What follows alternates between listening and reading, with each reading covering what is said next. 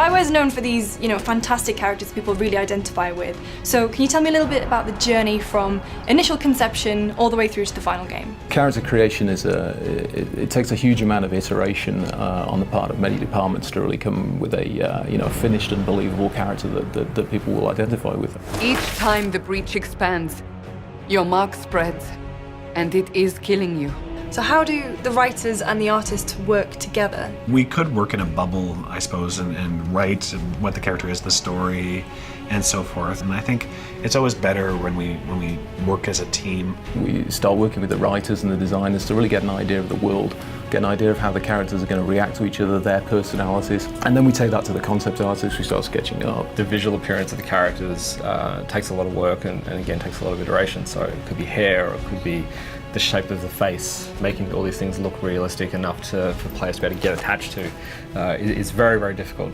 But you definitely see it sort of moves along, and then suddenly it's like bang, and it's unreal, and you're like, wow, that's amazing.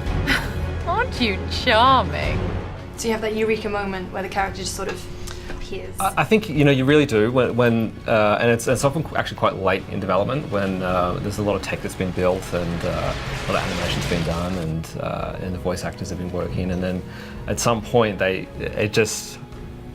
you look at it one day and you're like, you look at the next thing and you're like, wow, that's actually amazing. The key is to try and get inside the character and figure out what their personality is and how that's going to manifest itself in a physical way. We have a great new character in Dragon Age Inquisition called Iron Bull. He's a Qunari warrior, and being Qunari, he's huge and muscular. Iron Bull, I presume. Yeah, the horns usually give it away. And he has some wonderful lines as well. He's voiced by Freddie Prinze Jr. And he's brought a wonderful amount of personality to the character. And all these things go into the kind of iterative melting pot that the artist can work with.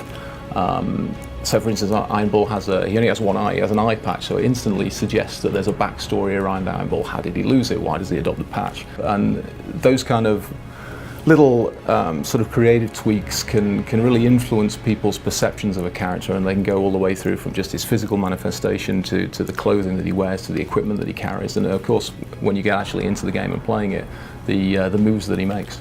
They'll put a detail on a piece of concept art and some part of their clothing, which they thought that might be interesting, and then we'll see that and we'll go, hey, that's kind of neat, and we'll sort of springboard off of that. There's a lot of stress that builds up as you make these games, and everyone's working so hard and you want everything to be perfect. So when you see things finally come together, whether it be characters or whether it be environments or story or acting, whatever that thing is that you just really want to nail, finally gets there, it's incredibly rewarding.